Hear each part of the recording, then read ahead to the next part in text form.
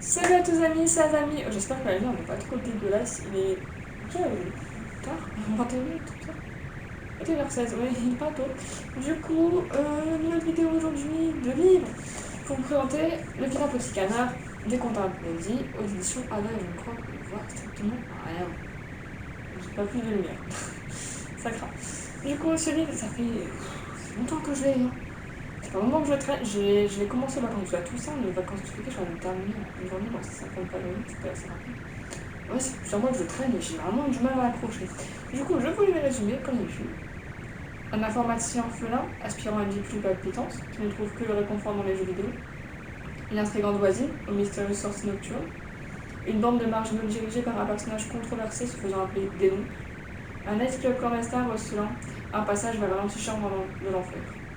Depuis son jeune âge, Hans Christian Andersen se savait différent des autres. Il a écrit Le Vilain Petit Canard comme une métaphore de sa propre vie. Dans cette nouvelle version sanglante, le personnage principal nous relâche une existence beaucoup plus funeste. Du coup, toujours pour public averti, dans 18, tout ça, on connaît. Un peu dire. Alors, c'est pas un livre très long, dans le sens où, pour un conte interdit, il est pas long. Il fait 182 pages. C'est pas beaucoup. J'ai des contes interdits qui font plus de 200 pages, qui font un problème de 200-300 pages. C'est pas gros. Alors, celui-là, je l'avais eu pour mon anniversaire en mois d'octobre. C'est ça. On me l'a offert. Et c'était sur ma liste. Alors, c'est j'en ai pensé. Que comme d'habitude, il y aura une partie spoil, une partie sans spoil. Donc, la partie sans spoil, c'est un bon. C'est un divertissement. Mais c'est spécial. Très spécial. Donc c'est une critique, donc attention, il y aura un petit peu de spoil. Alors, je fais deux parties, mais même des fois, un bar sans spoil, il va y avoir des petites disquettes comme ça. Alors, dans le sens où on suit Clay, le personnage principal, qui n'a plus de parents, qui vit seul et qui est un peu en mode la lycée de la merde. Oui, attendez, oui, je sais. Donc il est en mode oh ma vie, c'est de la merde, machin et tout, ça va pas dans son boulot, ça va pas dans tout. Voilà. Il se fait un peu harceler, mais au boulot ça se passe pas très bien. On fait confiance plus au piston qu'à quelqu'un de compétent, ça l'embête un peu. C'est dur. Voilà. Et il y a une voisine qui aimerait bien se faire, littéralement, je sais plus comment elle s'appelle.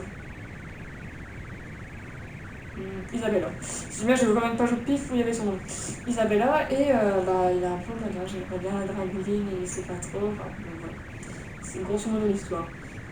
C'est l'histoire, du coup, grosso modo c'est ça. Au début, j'aimerais bien dragouiller, mais je sais pas trop, machin et tout. Enfin, et il se passe qu'un soir, du coup, il est sur son balcon, il voit cette fameuse voisine, qui est sur son balcon d'à côté, avec un homme, du coup.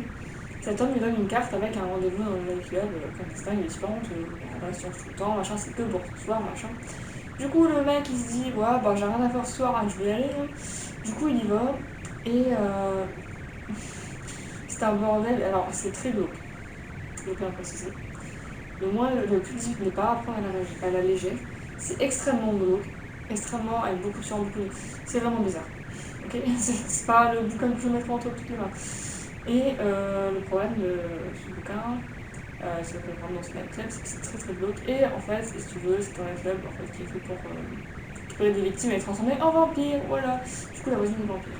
Donc ça, c'est vraiment le déroulé en fait, peut-être les 40-50 premières pages, où il t'explique le début de l'histoire. Et après, du coup, on le voit évoluer dans sa vie de vampire, tout ça, tout ça. Et dans le roman, il faut ça. Dans le roman, oui, juste un roman. Dans le roman, il parle du début, du coup, il raconte l'histoire une fois que c'est terminé, ce passage, en fait. Sa transformation, tout ça. Donc, du coup, c'est un très. C'est sympa. J'ai vraiment du mal à me mettre dedans à le finir. Mais c'était vraiment sympathique. La fin, je m'y attendais pas, c'était bien foutu. Voilà, il y avait d'autres trucs que je m'étais en mode. Je m'attends un peu au final. Ah non. Donc, du coup, non, franchement, très sympa. Maintenant, on va passer à la partie spoil. Du coup, les gens qui étaient là pour la partie sans spoil, annulent, on se retrouve plus tard. Et du coup, maintenant, on va rester avec les gens qui veulent du spoil. Alors, moi, c'est un peu ce qui m'a posé problème. C'est les personnages. Très très plats. Et franchement, je pense que Démon, on aurait dû le connaître un peu mieux. Et Isabella, on a vite fait son passé. Au final, Clay a vraiment du mal. Et le fait qu'à la fin, son côté humain ressort dans le sens où il va aider son père en plantant Démon. Parce que oui, il le fait aussi pour aider son père. Pas que pour se transformer, on voit qu'il y a un petit peu de.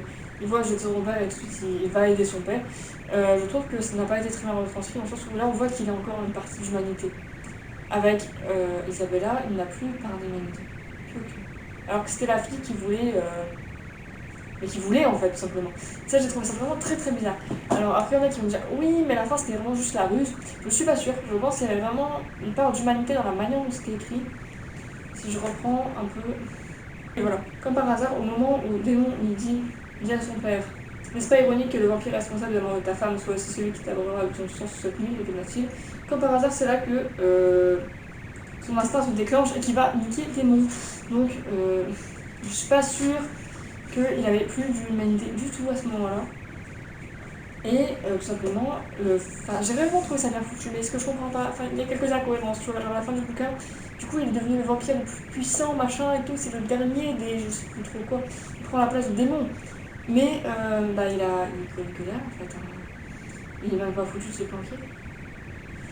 Donc c'est vraiment space hein, comme bouquin.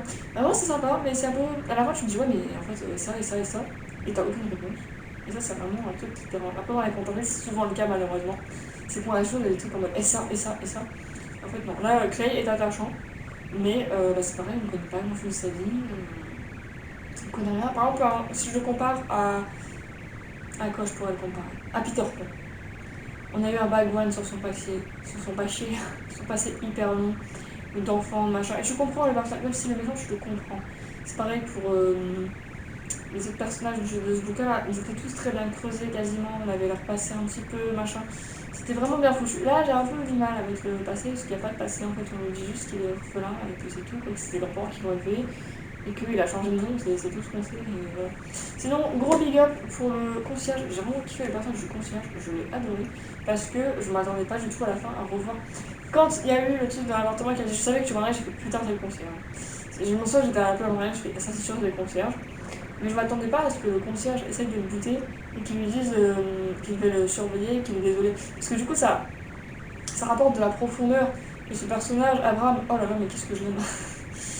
Donc voilà. En tout cas, ceux qui l'ont déjà lu, du coup, n'hésitez pas à mettre dans les commentaires ce que vous avez pensé. Ceux qui l'ont pas encore lu, dites-moi si vous avez envie de le lire.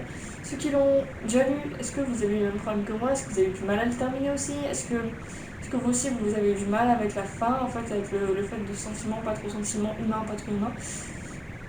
Dites-moi. Et ceux qui l'ont pas lu, du coup, n'hésitez pas à me donner votre ressenti à premier abord de ce que vous pensez du bouquin, ce que vous pensez peut-être qui pourrait vous embêter ou autre. Et moi, je vous dis à plus pour une prochaine vidéo. Portez-vous bien. Ciao tout le monde.